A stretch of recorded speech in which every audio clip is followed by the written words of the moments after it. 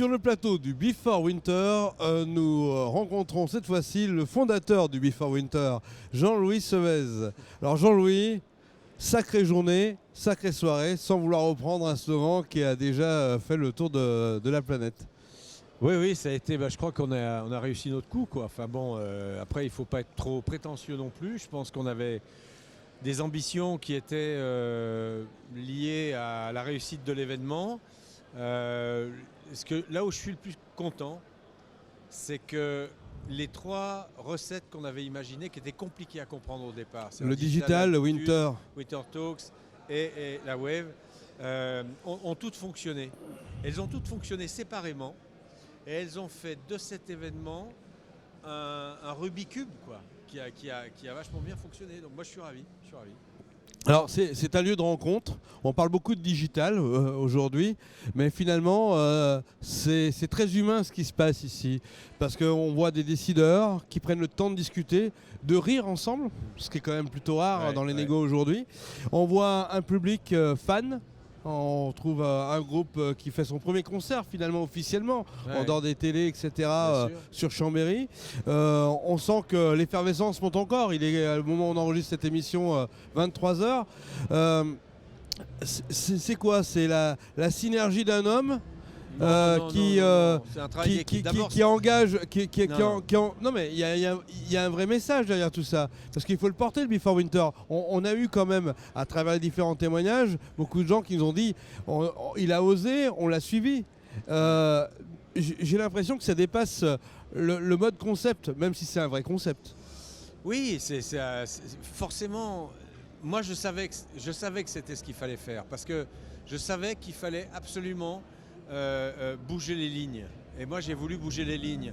J'ai pas voulu bousculer les gens, mais j'ai voulu bouger les lignes. Et en fait, ce qui est intéressant, c'est que vous parliez des professionnels. Les professionnels qui sont pas loin de 1000 ici ce soir, ils ont travaillé. J'ai eu plein de messages, j'ai 50 textos de gens qui me disent mais on a rencontré des gens, c'est formidable, c'est exactement ce qu'il nous fallait.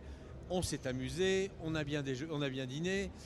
L'après-midi, on a écouté des gens qui parlaient de façon complètement inhabituelle. Je veux dire qu'on fait parler à la fois un curé, un président et un mec de freeride, ça n'existe pas, ça n'existe nulle part. Je pense qu'en fait on a une espèce d'ovni.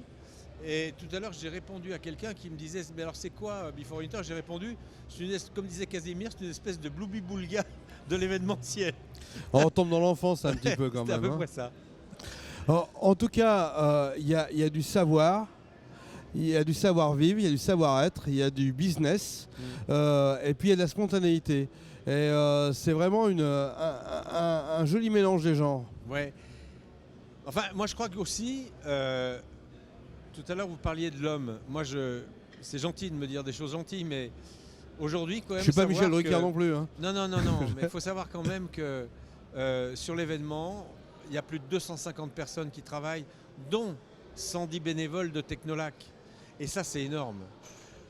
D'avoir réussi à fédérer des jeunes, des chefs d'entreprise, en fait, c'est une recette qui a pris entre les jeunes, toutes les générations. Tout à l'heure, quand on a présenté les skieurs, ça allait de Léo Lacroix à Ben Valentin. Il pourrait être le grand-père, le petit-fils, quoi. Et ça, moi, j'ai trouvé ça génial, quoi. Voilà. Donc, Before, c'est ça. C'est mélanger tout le monde, essayer de faire une grosse fête autour de ça, mais surtout qu'il y ait des vraies valeurs, des valeurs humaines, et qu'on essaye de remettre la communication humaine au milieu de tout ça. Je suis le premier à défendre tous les réseaux sociaux, etc., etc. Mais regardez, on se parle tous les deux.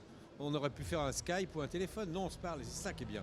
Moi, je veux qu'on se parle. Je veux que les gens se touchent, se poupouillent et fassent la fête ensemble. Le retour à la bonne poignée de main. Exactement. Alors, on a bien parlé du concept, de ce côté relationnel. Maintenant, j'aimerais que Jean-Louis Sevez oublie sa casquette d'organisateur et me dise, voilà ce qui m'a marqué aujourd'hui.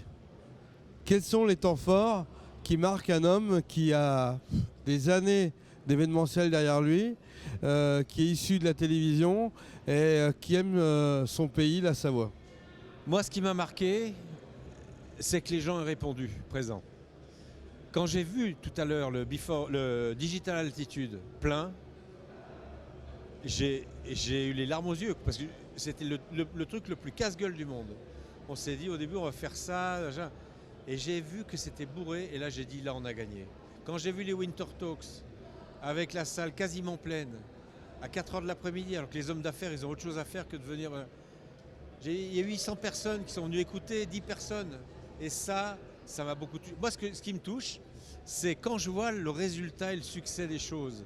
Que ce soit moi ou pas moi, hein, mais là quand j'ai vu la salle tout à l'heure avec pas loin de 3800 personnes dans la fosse, j'ai dit c'est pas possible que ce que j'ai pensé, ce que j'ai imaginé depuis 3 ans, eh bien j'ai pas pensé qu'un jour ça sortirait comme ça. Voilà. Et j'étais vraiment ravi. Moi c'est ça qui me touche. Voilà, ce qui me touche, c'est de voir que les choses prennent forme petit à petit. Voilà.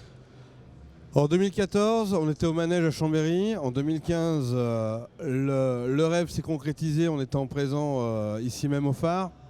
Qu'est-ce que nous réserve 2016 ? Parce qu'au moins jamais 203 avec Jean-Louis Sauvez.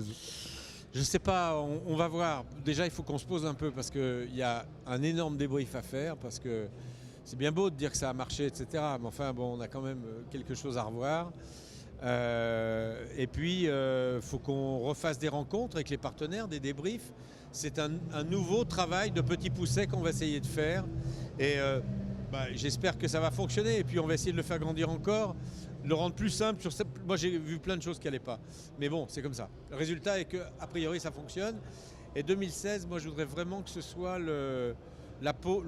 qu'on se pose, quoi. Qu'on se pose, l'événement se pose vraiment et trouve une vitesse de croisière. J'espère qu'on va y arriver. Une date à noter, le jeudi 26 novembre 2015, le Before Winter, pour la première fois au phare dans sa 2e édition. Merci Laurent et merci pour tout ce que vous faites pour... Merci au service aussi merci qui passe. Pour tout ce que vous faites pour nos événements. On est dans les couloirs en voilà, fait. Hein, ouais. Non mais on est entre copains, tout va bien. Voilà. C'est ça aussi le Before. Merci Jean-Louis Sauvez.